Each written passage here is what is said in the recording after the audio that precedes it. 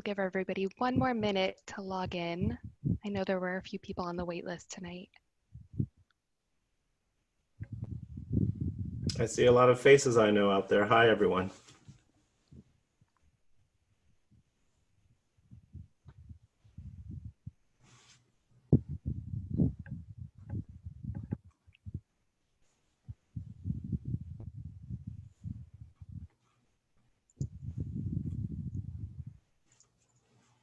Okay, so good evening. Welcome to the second lecture of the California Garden and Landscape History Society's 2020 online lecture series. Thanks for joining us. My name is Eleanor. I'm a member of CGLHS and a historian. I'm based in San Francisco, and I'm just here to introduce our organization and the speaker.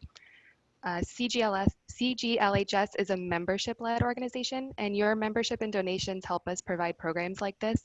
So please check out our membership options on our website.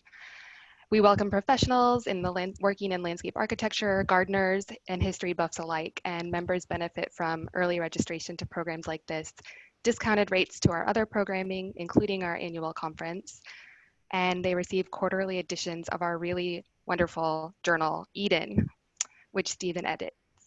So a few notes about tonight's program. Our speaker is Stephen Keylon. He's the past president of CGLHS and, as I mentioned, the current editor of Eden. He lives in Palm Springs, but will be broadcasting to us from Sacramento about landscapes of leisure. The lecture is being recorded and it will extend for approximately 45 minutes. We'll save questions and discussion for the end. However, we encourage you to use the chat function if you have comments or questions. Please feel free to type them into the chat box at any time. You can find the chat box by hovering over the screen with your mouse until a small icon pops up with the word chat underneath. Once you click on that icon, a separate window will open where you can type your question or comment. And if you close the window, you'll see a little notification pop up if others submit questions or comments via chat. If you want to keep the chat discussion open but find it distracting, you can exit the full screen mode by selecting that option at the top of your screen by going to View Options. That way the discussion in the chat will remain visible in a sidebar within the Zoom display rather than as a separate window. Myself and a few other moderators will be monitoring the questions and will help facilitate a brief discussion after Stephen's presentation, and we'll plan to end right at 7 p.m. And so with that, I'll hand this over to Stephen and we'll get started. Thanks so much. Thank you, Eleanor. Thank you all for showing up to this lecture, our second in the series of lectures we'll do on Zoom. There are several more planned, so I hope to see you at those. As Eleanor said, I'm the editor of Eden. I've been acting editor for about 3 years. Official editor, I guess, a year and a half. I'm at my mother's house in Sacramento, and she just got the latest issue, which is our largest ever. We really have such a great editorial board and design team, and so, you know, I am so proud of the work that everyone does and the content we have. We have about a year's worth of content lined up, which is extraordinary because when I started, we were one article away from disaster all the time. So we're in a really good spot. I hope that you, if you don't subscribe, if you're not already a member, please do. It's one of the only organizations where for your membership, you get this beautiful journal every quarter. We're always trying to add more pages, add more color, but of course that costs more. So we've had really generous donors to offset that in the past, but it's my dream that one day we'll go all color and be able to afford it and not worry about page count so much. So those are the things that we're working on. So tonight, I'll share my screen. And Eleanor, do you see it? I do. You're set. Okay. So several years ago, we had our annual conference in Palm Springs, and this is the lecture that I gave for that. It's sort of an overview of the history of design landscape in the Coachella Valley. It isn't something really that has been documented. There's been a lot of work done on the architects and architecture of Palm Springs, and you know, the Coachella Valley is sort of a hotbed of modernism, and with Modernism Week, there have been lots of lectures and tours and things written about the architecture, but not a lot about the landscape. In the last several years, they've changed that. There are some members of the board of Modernism Week who have made sure that landscape is included. And so there have been some really great lectures in the last couple of years. But this is sort of just an overview that I put together for our conference for some context. I'm on screen, okay. So what I want to do just in a high level nutshell is give you sort of a broad overview of how landscape design evolved in California. At first, you know, the natives lived here and lived off the land, used it for food and for shelter and all sorts of uses, medicine.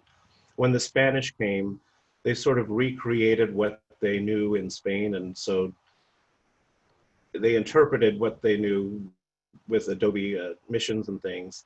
As the Anglos started moving in the 1800s, and they would bring their own ideas of what is a landscape from, you know, Boston or wherever, and try to bring plants that would make them feel at home in California. And of course, with enough water, most anything will grow.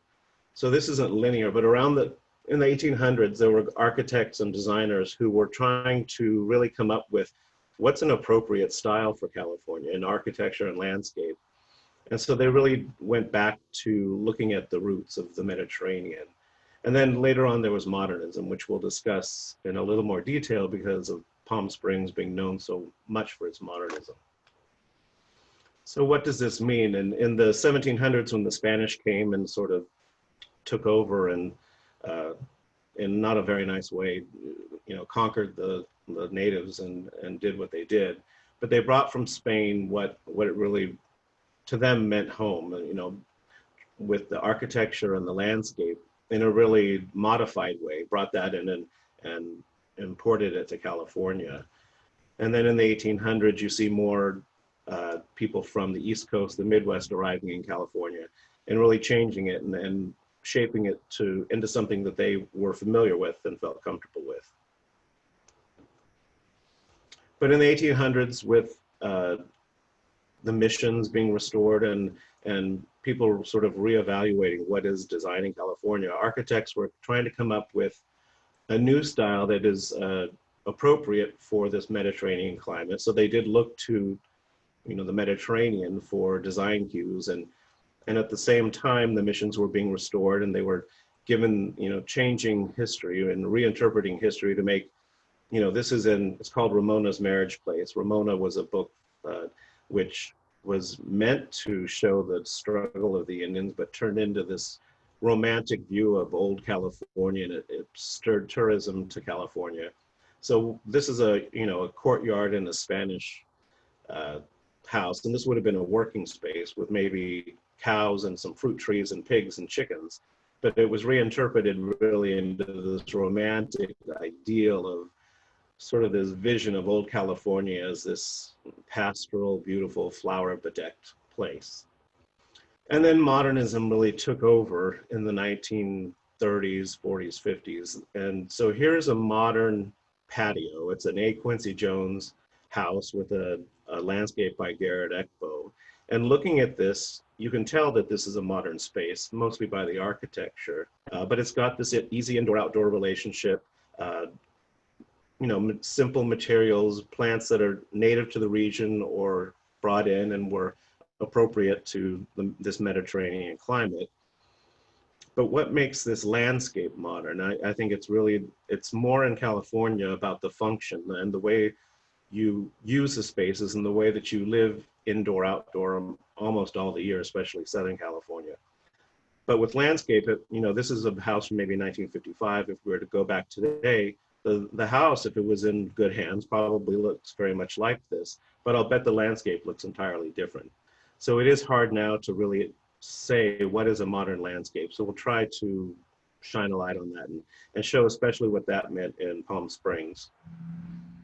But that was really invented in Palm Springs. This is a hut, a native hut from Palm Springs, the Cahuilla tribe. An easy indoor-outdoor relationship, an outdoor room with enclosure to make you feel comfortable, a focal point here, a fire pit, using native materials. So this idea of contemporary modern way of living was almost invented in the Coachella Valley. And the natives loved the Coachella Valley. They had lots to offer, beautiful, beautiful flowers, canyons with running water, and lots of things places to shelter during the summer. They would spend the winters here and either shelter in the canyons or go to Banning where it was cooler. But in the late 1800s, Judge McCallum was a San Francisco judge, had several children, one of whom had tuberculosis. And so he left San Francisco to Los Angeles and then heard about an even better climate in Palm Springs. He became the first white settler in Palm Springs and brought his family. They built this adobe house, which still exists. And while he was here with his son recuperating, he really thought, you know, this seems like an ideal place to grow crops, to really get a leg up on getting agriculture out there and, you know, with a longer season and an earlier ripening. So he began selling the land, developing the land with orchards. This is a shot from maybe 1890 of what's now the tennis club area in Palm Springs. It's completely changed and filled with houses and hotels now. But it became very successful in the late 1800s, but then there was a 10-year drought and it really decimated the crops and sort of dashed his dreams of Palm Springs being this destination. But as he was dying, he told his family, don't ever sell the land. I know this place is really going to come back and come back in a big way. And that's going to be your destiny. And so his daughter Pearl really took that to heart. Date palms were imported from Iraq. And so the date palm industry started around this time and thrived. And so the east part of the Coachella Valley really was acres and acres and miles of date palm citrus. And some of that still exists. What's interesting in the Coachella Valley and Palm Springs especially is the way it was laid out. When the railroad came through in the late 1800s, the whole city of Palm Springs was laid out as a checkerboard, and the tribe got every other square mile, and then the other square miles were open for development. So Palm Springs really developed in this very interesting way where every other square mile was built on, and then there were other square miles of land which were completely open and not really used. It wasn't until 1959 that the Indians were able to lease their land and really make money off of it. And so those square miles that had been open started to become developed. So let's talk about 20th century Palm Springs. This is Indian Canyon, a really busy, bustling street today, but this is it about the turn of the century. So the tribe really came to Palm Springs because of this spring. There were springs with healing mineral waters, and it was a place where they would gather. It was their community gathering spot and a sacred space. But by the turn of the century, people were coming to the Coachella Valley because, like Judge McCallum, they may have had respiratory ailments, tuberculosis, and with the dry climate, it was really an ideal place to recuperate. And so they created this bathhouse, and the tribe began selling, you could come and take the waters, and it was, you know, marketed as the healing waters of Palm Spring. Come and recuperate for the winter and come for the healing waters. Nellie Kaufman was the wife of a doctor. She came to Palm Springs around 1890, 1900, and really fell in love with it. And so she got the idea that her father had been a hotelier in Santa Monica. And since her husband was a physician, she would open up a respiratory hotel, the Desert Inn Hotel and Sanatorium, where people could come to the desert and recuperate. They had simple tent structures, but people would come and spend the whole season, the winter season, and really it became very popular. In the 1920s, she decided to get a divorce from her husband and stopped renting to respiratory patients and really wanted to make this a world-class hotel. So she got a loan. She met an oil man named Thomas O'Donnell from Long Beach, who loved Nellie Kaufman, came to the really simple Desert Inn, believed in her. So he co-signed for this loan, and they created this 35-acre oasis in the middle of the desert, which you see here, Spanish colonial revival by architecture by William Charles Tanner. Up on the hill, you see the O'Donnell house, Thomas O'Donnell's house, which he had built. But it was a beautiful spot. Luella Parsons came to heal herself one winter in the 20s and really began promoting it in her columns, and movie stars came, and it became the place to be, especially starting in 1917, 18, and when people couldn't go to Europe anymore, they started coming to Palm Springs. So Nellie Kaufman's Desert Inn was the place to be. It was the first time there were acres and acres of grass in Palm Springs fed by irrigation ditches. You see here these columns supporting this overhead shelter. These were native California fan palm trunks with the fronds being used as the cover for it. Lots of beautiful palm trees of all types here in the palm court. Little bungalows and charming areas to go, and you could spend as much time outdoors as you like, but the rooms were really beautiful too. And it was really Nellie's Desert Inn where this idea of, whoops, sorry, Blanca. This idea of Palm Springs as this destination, not to really go and recuperate, but really as a place to go and spend the season and have a good time. Blanca, hush, sorry. But she introduced the first tennis in the desert. Everything that the desert became famous for, Nellie Kaufman introduced at the Desert Inn. So tennis, she had the first swimming pool, the first 9-hole golf court called the Mashie. Thomas O'Donnell, who had his house on the hill, created the first real golf course, a 9-hole course, the O'Donnell Golf Club. It was sort of his front yard, so there was a long driveway going through it up to his house on the hill. He opened it to guests of the Desert Inn in the 30s and then in the general public, and then left it to the city when he died in 1944 with a 100-year lease. So it's really a beautiful place to play golf today still. Here you see it was irrigated by ditches. The native tribe had small ditches, but when Palm Springs began to be developed in the 20s and 30s, they built really, long ditches that came from whitewater. What they didn't realize until the 20s is the aquifer under the Coachella Valley is one of the largest aquifers in the world. And so they began drilling and doing wells, and that's how they were able to really irrigate these large expanses of grass in the middle of the desert. But it really became, the Desert Inn was the destination. It was the place in the desert where everyone from Valentino and Shirley Temple and Einstein would come and stay. But Nellie Kaufman became known as Mother Kaufman, the mother of Palm Springs. But in rides Pearl McCallum. Coming back, her father was Judge McCallum, and she said, wait a minute, I'm really the first, I should be the mother of Palm Springs. Where Nellie Kaufman was warm and cuddly and everyone loved her, Pearl was a little bit pricklier. But she had good taste. So she hired Lloyd Wright, Frank Lloyd Wright's son, to design the Oasis, which was really the first modern building in Palm Springs, inspired by, the desert, the architecture of the Southwest, but done in a modern way with concrete walls. Here's Lloyd Wright on the left with Pearl digging the first, bit for a foundation. What's really interesting is she really wanted the Oasis to be sort of a tribute to her father, Judge McCallum. Her directive to Lloyd Wright was, don't you cut down a single tree. There were still remnants of his orange orchard you see here with this grid and a tamarisk windbreak. So what's interesting is he sort of wove the buildings through this, created these paseos that you could drive into. But here's the swimming pool. I don't know if you can see my mouse, but on the left here, he was able to maintain this grid of orange trees. In the middle of the pool was a square island with a single orange tree. And then there was a swimming pool surrounding it. In the dining room, he just built the dining room around the existing tamarisk trees. There was a brazier at the end, so it was a really cozy spot. But lots of trees and vines, which would eventually sort of swallow that tower, which became a landmark in Palm Springs.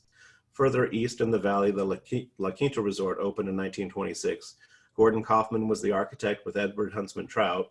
Beautiful little Spanish adobe bungalows with acres and acres of grass, tamarisk trees, palm trees, little beds of flowering color, oleander. Really a beautiful spot. And, the hotel has expanded, but they've really preserved this core, and it still looks very much like this today. It's a beautiful place to spend time. Later, Hollywood sort of was looked down upon. So the El Mirador Hotel was built with Hollywood in mind. It was Walker and Eisen, some Los Angeles architects, with Howard and Smith, LA landscape architects working with the Desert Nursery. But a beautiful place, and when it opened, it was the gardens really that were discussed. They brought in Joshua trees from Joshua Tree, native plants, cactus brought from all over the Southwest, but immense beds of flowering color. It was considered sort of a Garden of Eden and became very popular. It was open January 28, so it wasn't the best time to open a hotel like this. And in the 30s, it sort of failed. But for a while, it was really a beauty spot with the gardens where people would come out and they could either just relax or swim in this beautiful place with a ramada around it to keep the wind from, disturbing everyone. And you can see here's Paulette Goddard and some other people enjoying the recreation that was available at the El Mirador: archery, golf, tennis, whatever you liked. Really, at the time, there were no landscape architects working in Palm Springs. Sometimes the architects would work with a local nursery or bring in a Los Angeles-based landscape architect. Clarence Neal from the Desert Nursery had mature trees and he could plant them, but it was really O.S. McKinney. He had been a well digger, and so he had the equipment where he could dig deep, bring some irrigation to your land, but also had the equipment to really transplant and lower these huge mature trees into place. People, when they opened their hotels or these large estates, really wanted an instant Garden of Eden, and so these nurseries could provide that. This is one of the first published design landscapes I was able to find. It was a magazine called American Landscape Architect, which just ran for a few short years in the early 30s. But this is the studio of Betty Cree. Ralph Cornell, sort of the grandfather of landscape design in Los Angeles, designed this. But really interesting, simple Mediterranean-inspired architecture. But look at this, it's the portal to the front door. It's two native California palms tied off at the top. The head's chopped off, but those long beards used sort of as a peaked portal into the front door. And you see here a walled garden which had a fountain in the middle and a little bit of landscape, but really was left open. People came to the desert to enjoy the desert.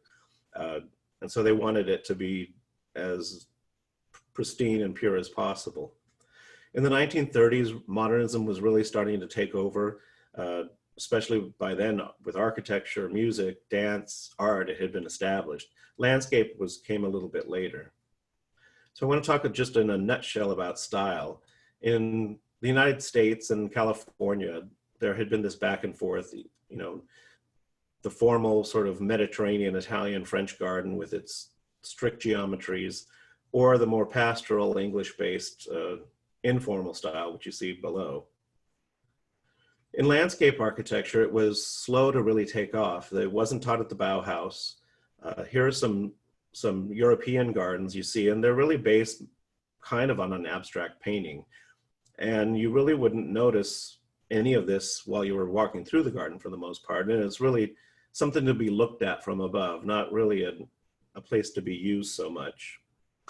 It was this book, though, Gardens in the Modern Landscape by Christopher Tunnard, that came out in the mid to late 30s, which really inspired that whole generation of Beaux-Arts trained landscape architects.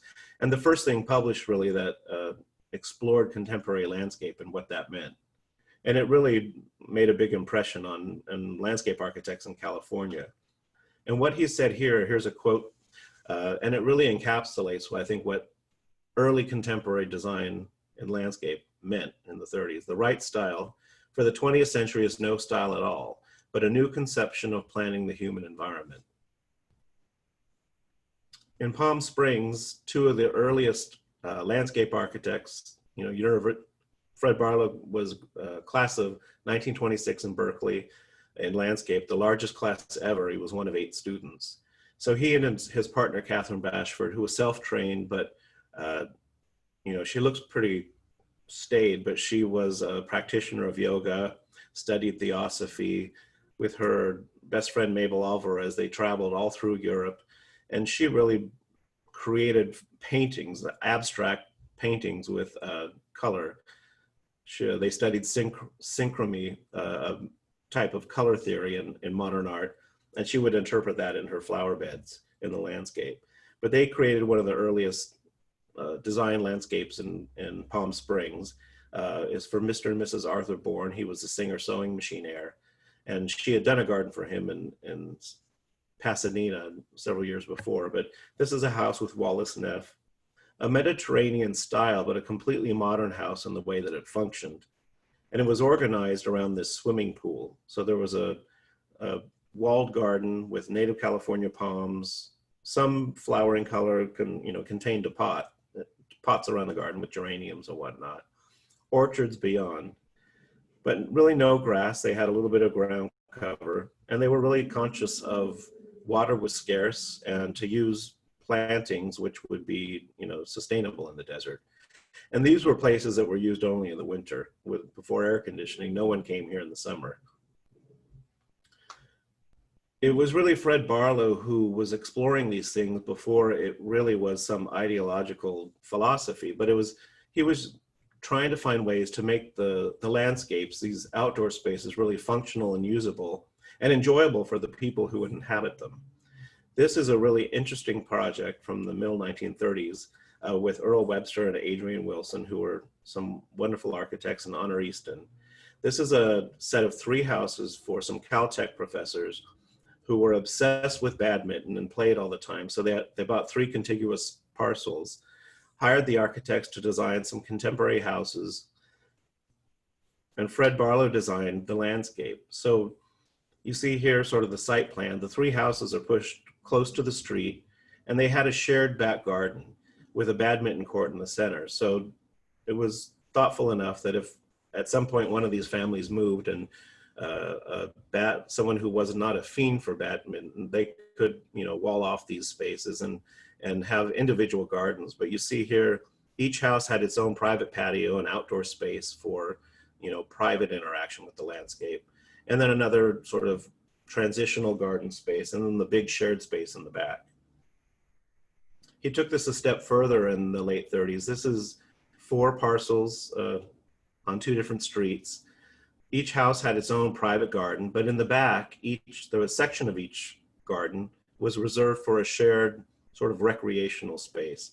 Each of these amenities was kept within the parcel line. So there's a swimming pool, badminton or tennis court, and then an adult recreation area and a children's recreation area. And again, if one of these families wanted to, break this up, they could build the fences or walls and keep all these things on the property, within the property lines.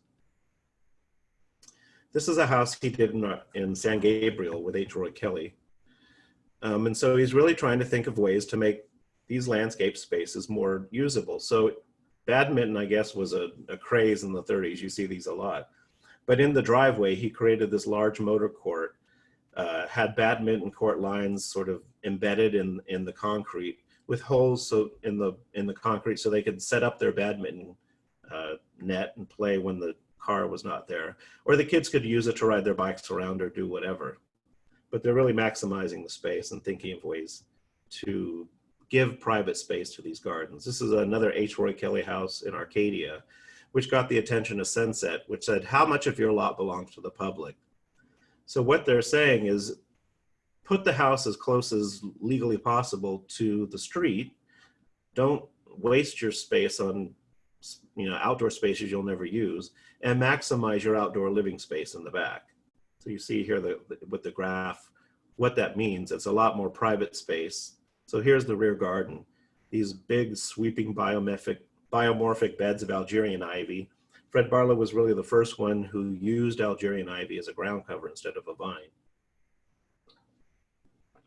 But this is, a beautiful open space. He kept the mature trees, but the family had a wonderful place to really use that privately. Fred Barlow did a lot of work with John Porter Clark and Albert Frey in Palm Springs. Albert Frey was a Swiss architect who had worked with Le Corbusier in France, became partners with John Porter Clark in the 30s, who was trained at Cornell. So they were designing houses with gardens, and Fred Barlow wrote the first article I've been able to find, which talks about his philosophy of what is a garden in Palm Springs. It's a unique situation. He said that really there's a new way of living in Palm Springs. People come to relax, really to really just enjoy themselves. And he said there's a new way of, there's all new fashion being created for Palm Springs. It's a whole new way of living. This is Palm Canyon Drive in the 30s, and you can see how informal people really were, walking around in bathing suits.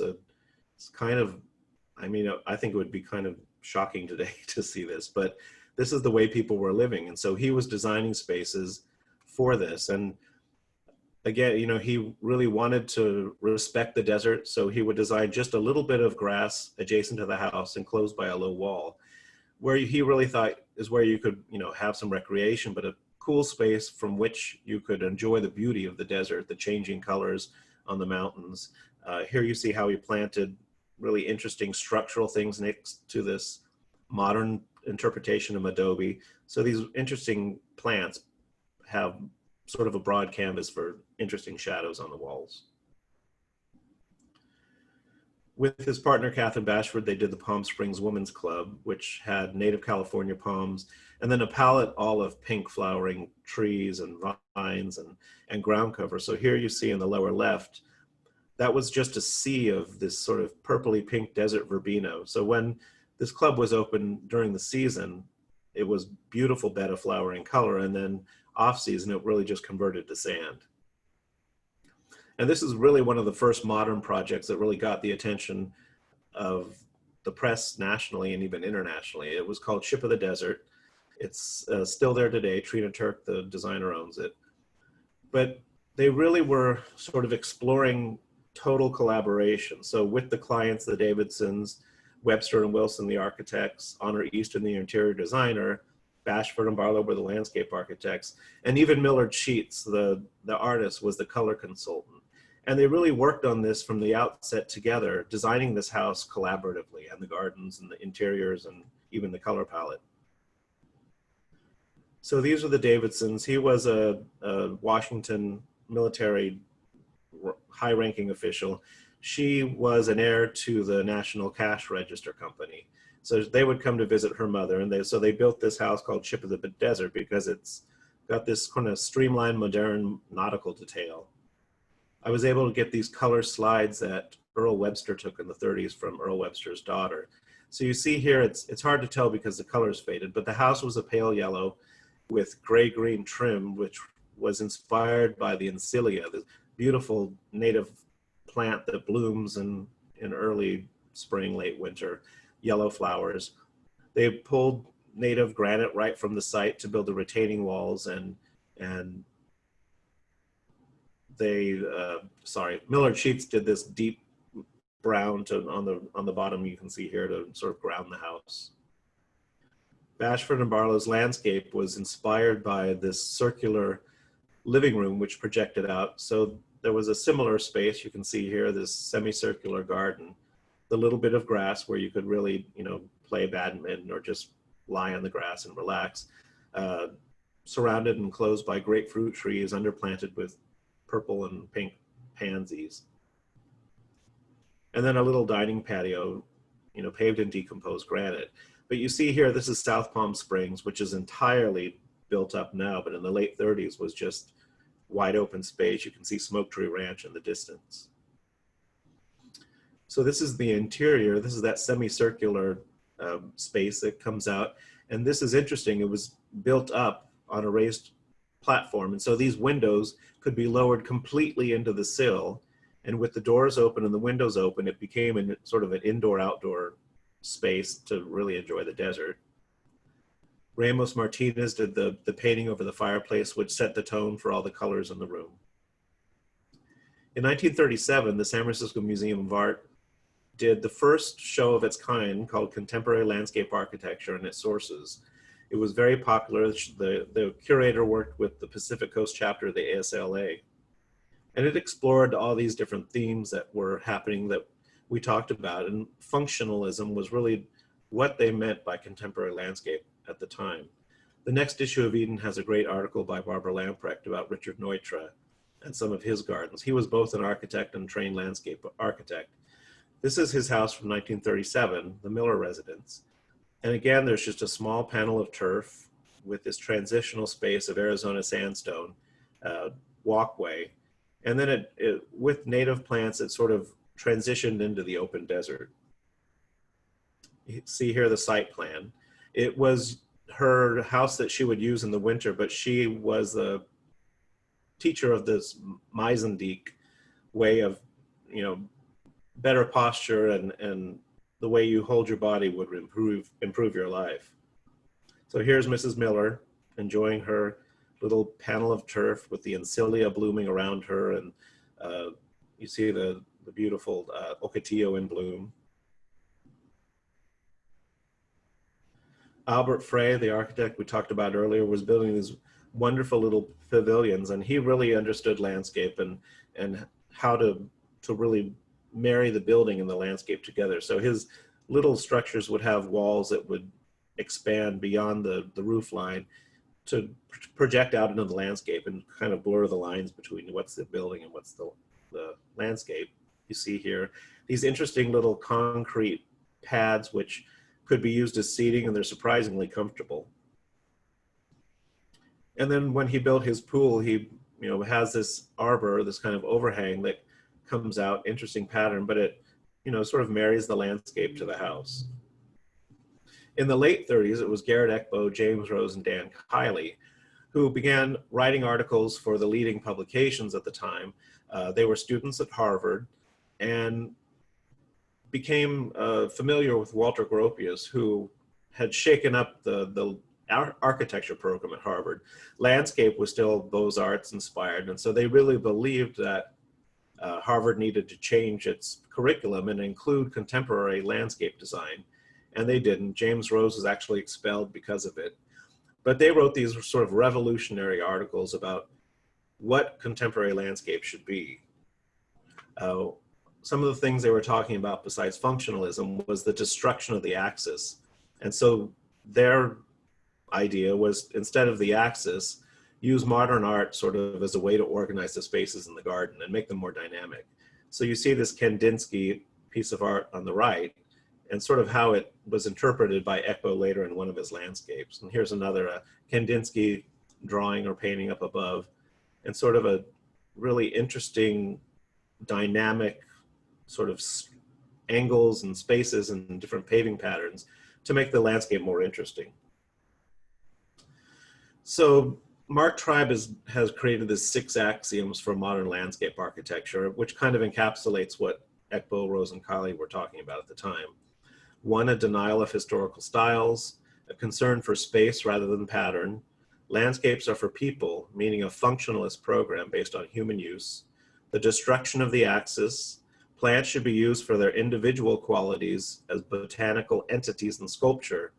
And then the integration of the house and garden. And so World War II kind of interrupted all this, but after World War II, Palm Springs really had a building boom for the 15, 20 years after World War II. And it was really middle class who were buying these tract homes or condominiums which were being created. And so the architects and landscape architects responded to that. But I'm going to start here. One of the first post-war gardens that was really got a lot of press was the house of Mr. and Mrs. Edgar Kaufman. He was the one who had Frank Lloyd Wright design Fallingwater in Pennsylvania. One of the most iconic modern architecture that's known internationally. And the other one, I think, is this, the Kaufman house, the desert house. So Neutra used the native boulders, built the house sort of around these and wove these around these boulders, which emerged from the lawns and are sort of one of the things that are really, you see here, there's Raymond Loewy with his Lincoln Continental custom coupe. But these beautiful gardens were worked in and around these boulders, which were on the site. Right next door, you see this lady looking over the Kaufman's fence is Raymond Loewy's house, which also got a lot of attention. It really blurred the line between indoor and out. The swimming pool actually came into the house, and these large boulders on the site were incorporated into the pool. So you see here where the woman is sitting in the water by this boulder, there's a sliding glass wall that is supported by that boulder, and you know, at some point they will close it, but it doesn't close off entirely. You can swim underneath and still get in the house. But you see Frey's overhead arbor structure that sort of marries the indoor and out. Here's the site plan.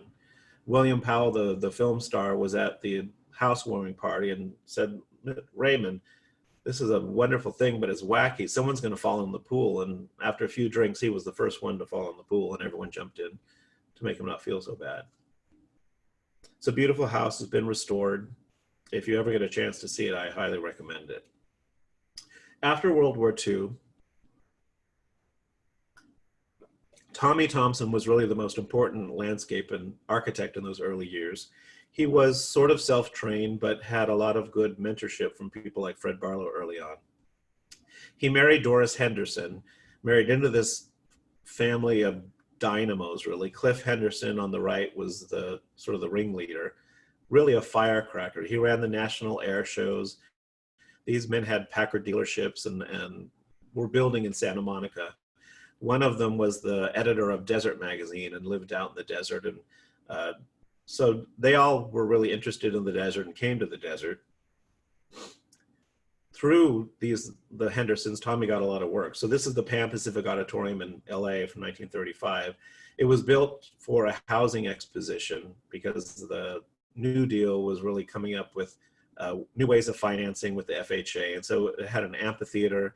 It had houses, fully landscaped houses. And this was then used as a auditorium for many, many years and was loved and eventually burned down. He got this job in 1934. He was the landscape architect for Santa Anita Racetrack, and he was kept on a retainer there until the 1970s.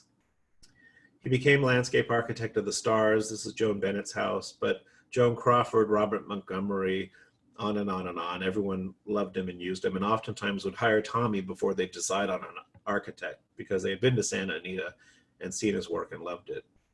He did Union Station in Los Angeles, and he wanted this to really, he called this as the South Patio, where people would, when they arrived, would come. It was their first impression of California, and he said, I want to give them California in one big moment, and he did.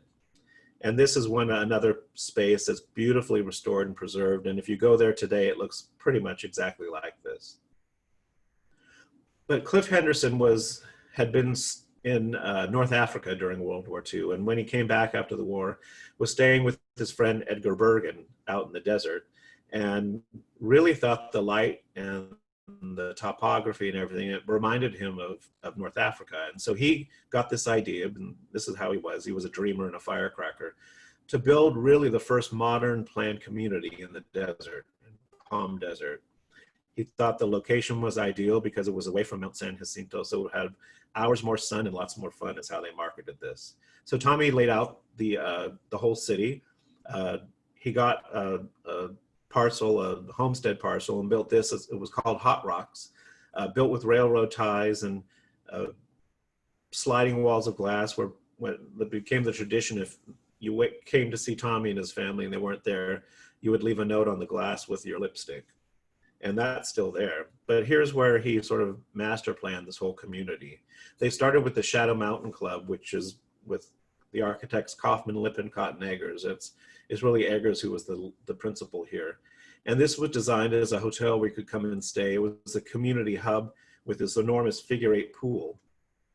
It had a lake with a desert island in the middle, tennis courts, a children's play area. They would screen movies outdoors, and sort of a drive-in, but you would sit on the grass and watch these movies outdoors. And it became really a thriving social center for this new part of the town. And you see houses starting to be built out in Palm Desert. It's filled in now. Tommy was considered the master of the modern pool.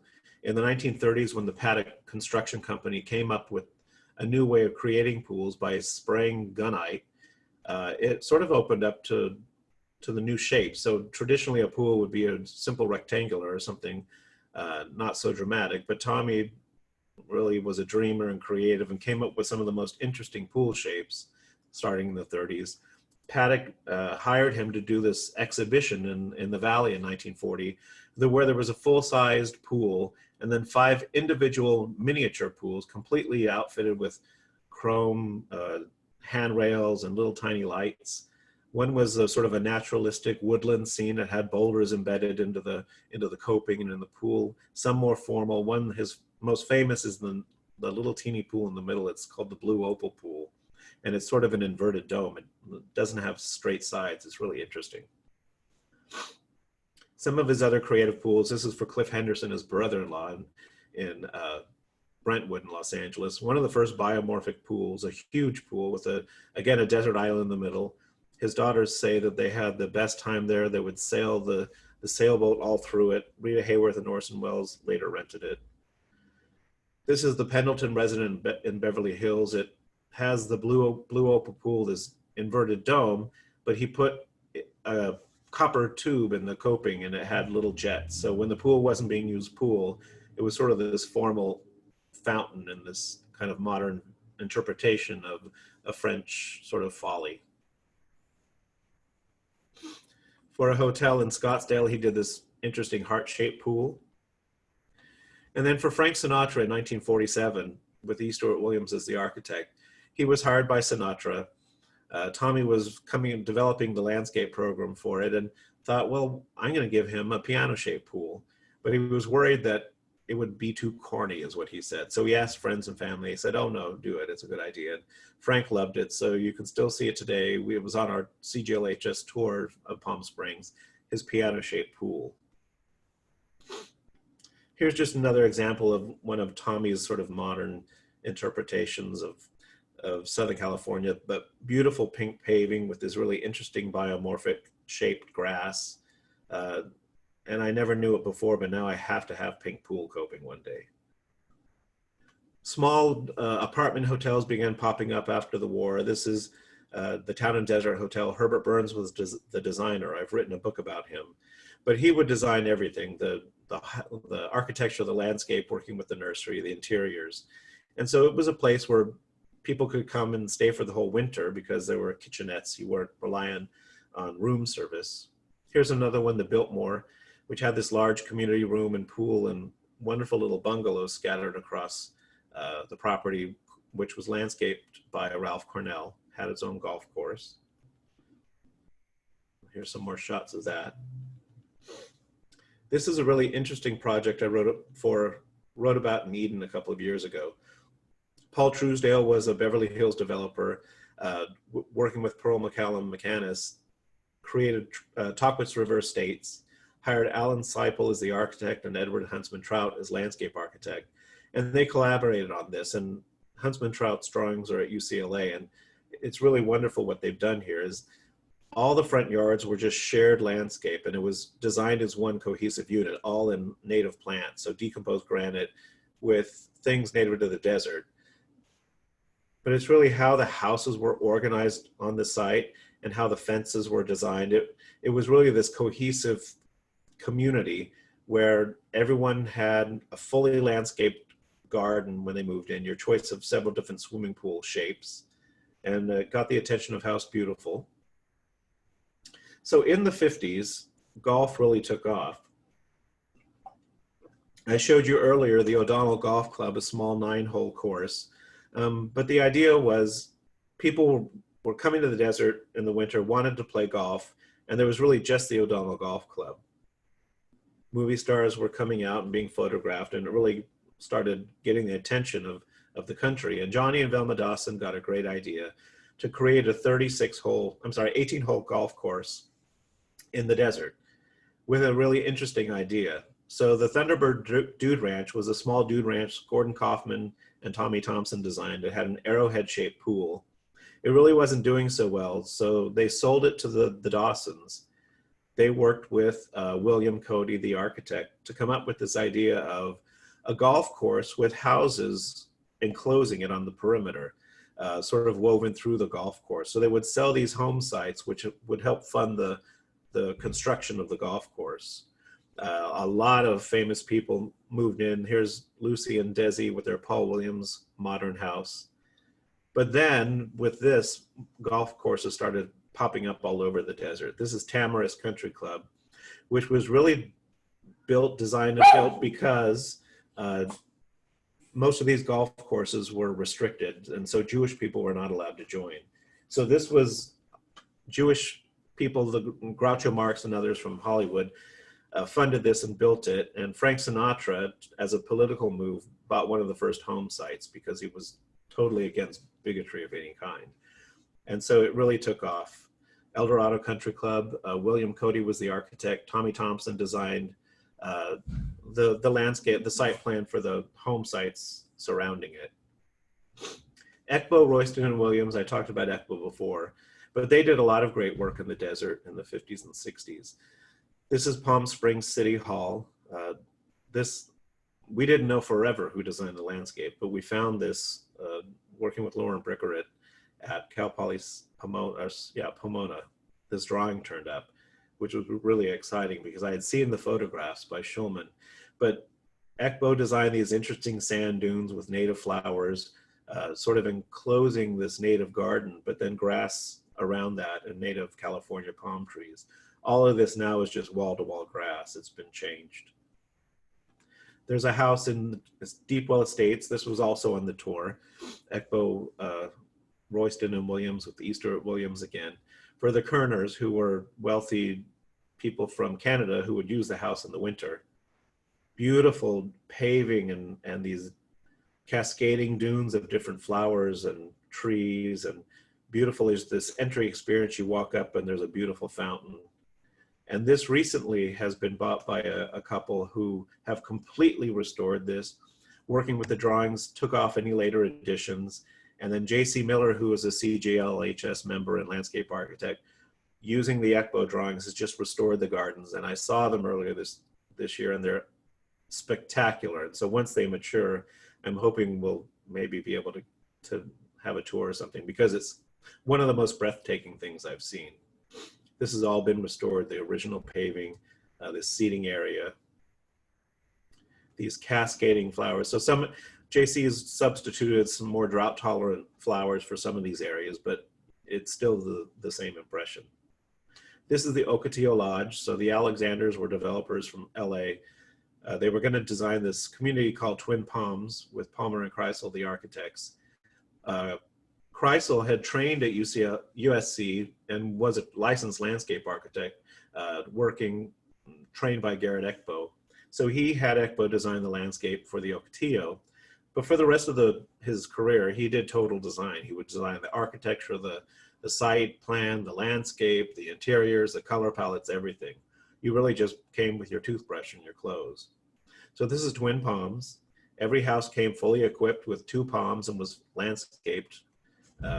Interesting hardscape. You see he had these circular pads of concrete which sort of were sprinkled through the landscape you see here. This to me is one of the most exciting things that was ever built in the desert. It's Sandpiper. It's a condominium community in Palm Desert. When I first heard about it, I used to live at a place called Baldwin Hills Village, which is one of the early garden apartment communities. And some of the things that Kreisel did here reminded me so much of that. And so I asked him if he was familiar with Baldwin Hills Village and did it maybe influence him. And he said he wasn't thinking about that directly, but as a student at USC in the early 40s, Baldwin Hills Village was being built, and on his way to USC from Beverly Hills, he would stop in all the time and just sort of monitor it. And when they had to draw things in architecture, he would go to Baldwin Hills Village and draw the details. So I think it became sort of part of his bone marrow. And so when he designed Sandpiper, he really took cues from that. And it's really one of the most beautiful livable places. And it was on our tour too. So you see here, it's sort of a modified garden apartment community. There are these clusters of bungalows which enclose sort of a garden space, a community gathering space. Instead of grading this site and destroying it, the natural terrain, he came up with these retaining walls that serve sort of triple duty. So they're retaining walls, they're stairs, but they also serve as seating, but create these long, linear, wonderful sun and shadow, and kind of respect the desert as it was. They had little pitch and putt courses. Each one of these clusters of bungalows has at its center a swimming pool. Each one's a different shape, with a ramada with a nicely stocked kitchen. So it really became the heart of each one of these communities. Each one of these clusters has its own feeling and sort of sense of community. And it looks just like this today. It's beautifully maintained. I recommend if you ever get a chance to go see it, do it. Last year I wrote a book about Hugh Kaptur, who was an architect and is still an architect at 89. He's working on something great right now. But he came to the desert in 1956, worked for Wexler and Harrison for a year or two, and there was a recession, so he went out on his own. This is his first project, the Impala Lodge. He designed the site plan, the architecture, the landscape, the paint scheme, the interior is everything. And so this really dynamic steel structure, he was inspired, of course, by Frank Lloyd Wright. Looks like the drafting office at Tellius and West. But here's his landscape for the Impala Lodge. He later on used different panels of gazania, these huge horizontal beds, which served as a foundation. Here's his modernist Pueblo fire station number 4, with orange and gold beds of gazania with native plants, which kind of transition to the architecture. This is a really interesting project from the late 70s. It's a professional building, so it's got these interesting stone walls, heavy fascias, 3 separate buildings with one single roof line. But he built these wings that come out from the building and serve as these earthen berms, and they were totally covered in yellow gazania, which must have been so beautiful. Now they've changed it to grass, and it's of course not so interesting now, and I don't even know how you would mow that without falling off and hurting yourself.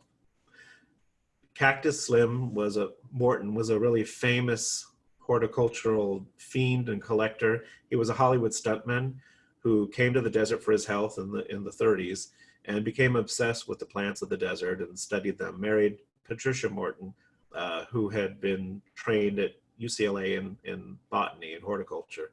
So they opened Morton's Botanical Garden. It's still there. Their son is running it. I do recommend you go see it. But he became also a landscape designer. You see here the first books I've been able to find which talk about it and how different they are.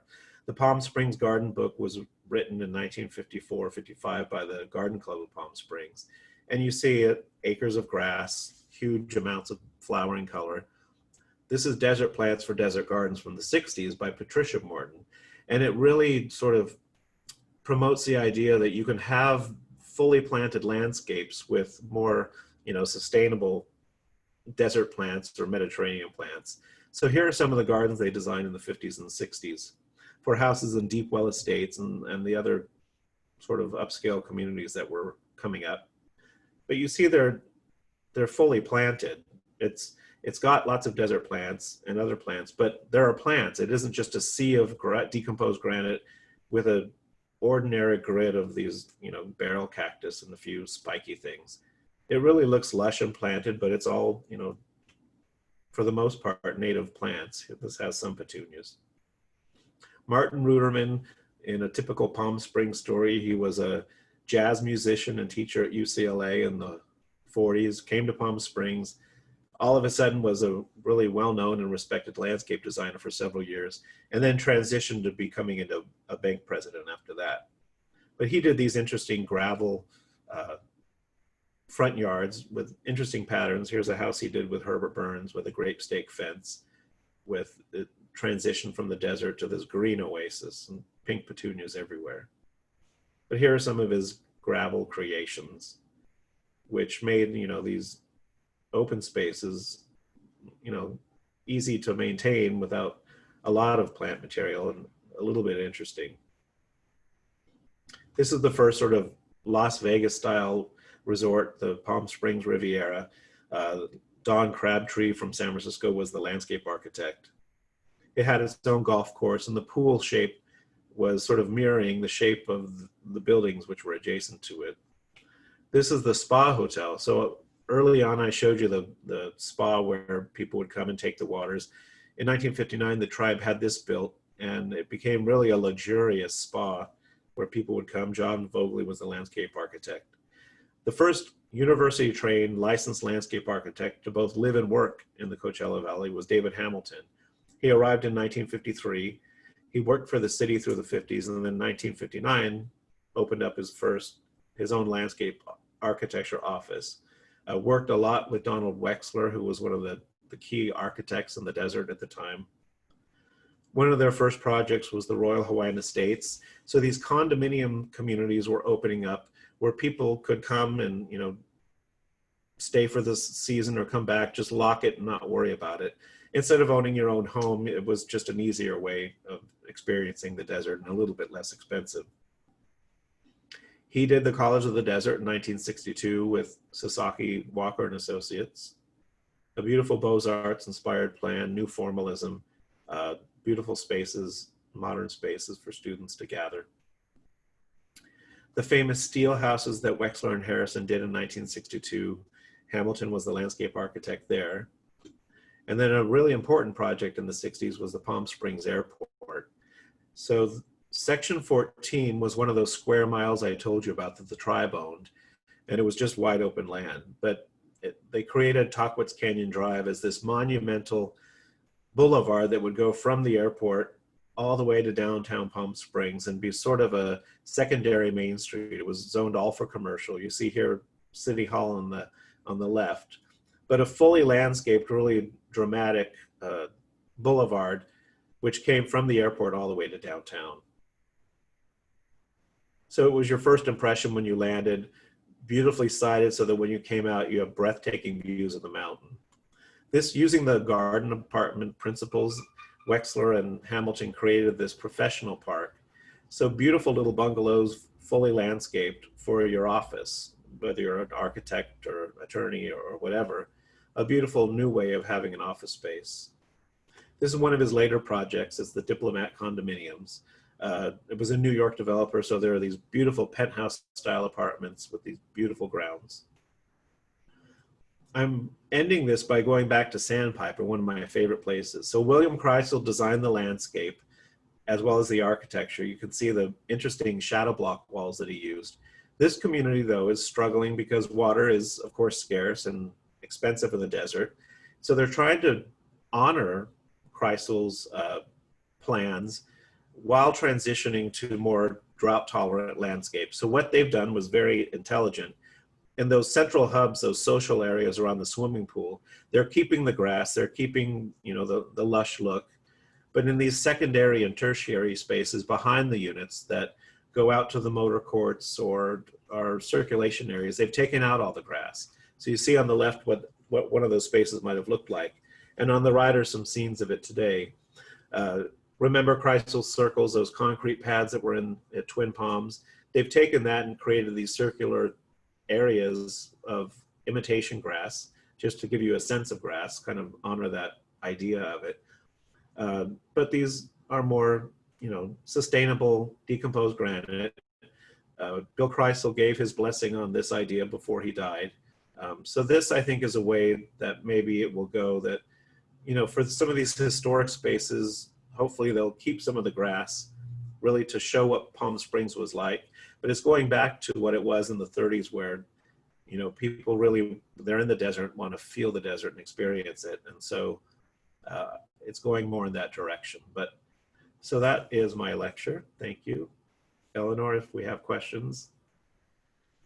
Thanks, Stephen. I'll drink some water. Okay. We did get a few questions. Yeah, it's just past 7, so I see a few people are dropping off, and that's fine, but we can go through a couple of them, I think. Okay. I have time. Do you have time? Yes. Okay. Well, one just came in from Libby Simon. Did the Native Americans retain ownership of their checkerboard properties? They did, and they still do. And so what's interesting is they weren't really allowed to utilize that land and make money off of it until there was an all-female tribe in the 50s, and the leader lobbied and got President Eisenhower to sign a bill in 1959 where they could really use the land. They had long-term leases. Before I think they couldn't do more than a 15 or 20-year lease, and no one's going to buy that and build a house on it if the tribe can take it back. So he signed in 99-year leases, and so those square miles really became developed in the 60s, and you see a lot more of these garden apartment kind of condominium spaces, really nice landscaped areas because there was so much land and so much open space, but they still retain ownership of all that land for the most part. Great, thank you. So a lot of people are dropping off. So just before we lose everyone, I'll say that you can find more information about this lecture series on our website, cglhs.org. We have, I believe, at least 2 more scheduled for this year, and it's been a great success, so we'll see what happens moving forward. And thank you so much for joining us tonight. There was an interesting debate in the comments, Stephen, about the first golf course, so you might want to review that. Kind of fun to follow. And then I did have one final question that came to me directly, which was, how have these early modern designs influenced current designs in Palm Springs? That's a good question. You don't see a lot of that. Most contemporary landscape is lots of decomposed granite and maybe some boulders with barrel cactus, lantanas, just things sort of sprinkled all over the decomposed granite areas. I don't think it's very interesting, but it's kind of become what the landscape contractors do, or maybe some local designers. But people like Lisa Gimme have done some beautiful work, contemporary work in the desert. So there is some, but it's really not. It's kind of a blend. It's doing something contemporary, something new, kind of like Morton's was doing, using native plants or plants that are adapted and can survive in the desert without a lot of water, but really planting spaces and not having this sea of decomposed granite, which isn't that interesting. Right. What about you shared several examples of properties that had shared communal spaces. Do you still see that in new development? Well, not a lot of new development because land is so precious, and so they build out every square inch that they can to get the money. It was really in places like Sandpiper where that idea that Fred Barlow was doing in the 30s was really done so well, where there are these, you have opportunity, private space in your own house with your own private outdoor space, but then this beautiful open shared space which fosters community. Yeah. All right. Well, thank you, Stephen. Sure. You're getting a lot of accolades in the chat, so I hope you have time to scroll through a little bit before you log off. I'll leave the meeting open just for that purpose. And to everybody else who's still here, we'll post this to this will be made available online for members currently on our YouTube page. And if you're interested in sharing it, you can do it via YouTube. All right. Thanks so much, everybody. Have a good night. Thank you. Bye, Stephen. Thanks, Eleanor.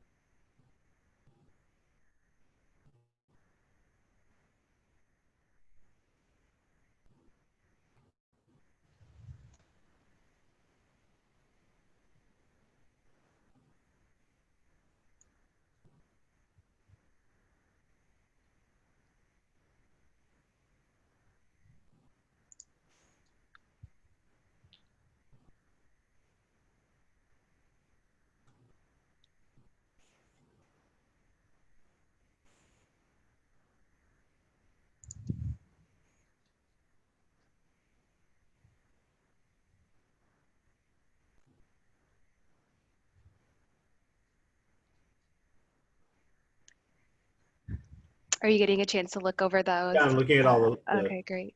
Yeah, there's a debate on the first. I did the nomination for the adult